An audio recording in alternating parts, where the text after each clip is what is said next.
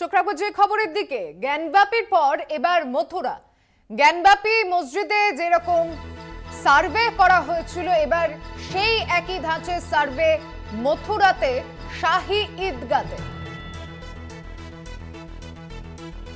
মথুরা শাহী ঈদগায় চলবে সার্ভে।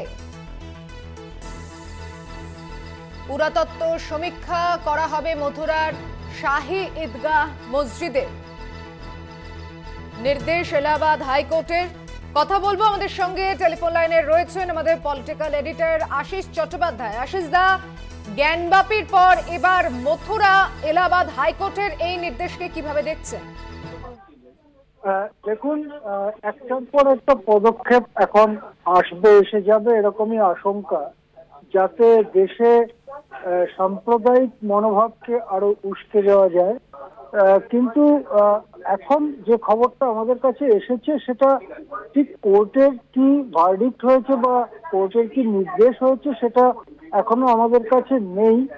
এখানে বিষ্ণুশঙ্কর জৈন বলে একজন উকিল, যিনি ওই শাহী ঈদগাহ মসজিদের ওখানে কৃষ্ণ জন্মভূমি বা কোনো প্রাচীন হিন্দু মন্দির ছিল বলে দাবি করছেন, তিনি সাংবাদিকদের জানিয়েছেন যে এলাহাবাদ হাইকোর্ট ওখানে সার্ভে করবার জন্য অনুমতি দিয়েছে।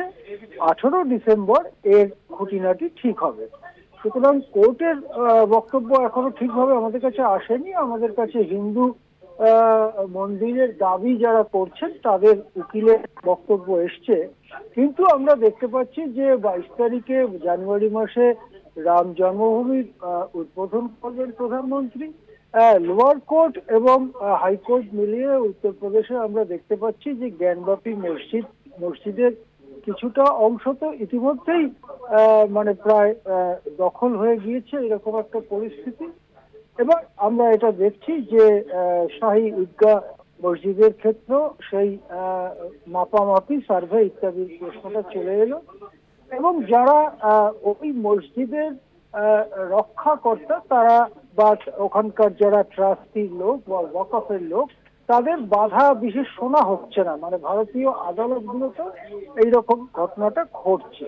এবং এখানেই প্রশ্ন এসে যায় যে আইন আমাদের দেশে রয়েছে, যে আইন বলে 1947-এ স্বাধীনতা প্রাপ্তির পরে যে ধর্মস্থান যেরকম অবস্থায় ছিল তাকে পরিবর্তন করা যাবে না, একমাত্র ব্যতিক্রম ছিল অযোধ্যার রাম মন্দির।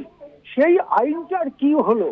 অর্থাৎ আমরা চোখের সামনে দেখতে পাচ্ছি সংসদে পাশ হওয়া একটি আইনের অস্তিত্ব রয়েছে, আবার তার পাশাপাশি দেখতে পাচ্ছি যে ভারতের বিভিন্ন স্তরে কোর্টগুলো এমন রায় দিচ্ছে যেটা সেই আইনের পরিপন্থী।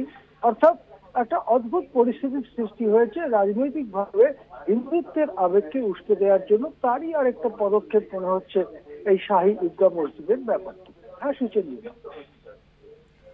ধন্যবাদ আশিস দা। আশিস চট্টোপাধ্যায় আমাদের পলিটিক্যাল এডিটর। কথা বললাম, পুরাতত্ত্ব সমীক্ষা এবার হবে মথুরায় শাহী ঈদগাহ মসজিদে। জ্ঞানব্যাপীর মতোই এবার এই সার্ভে চলবে।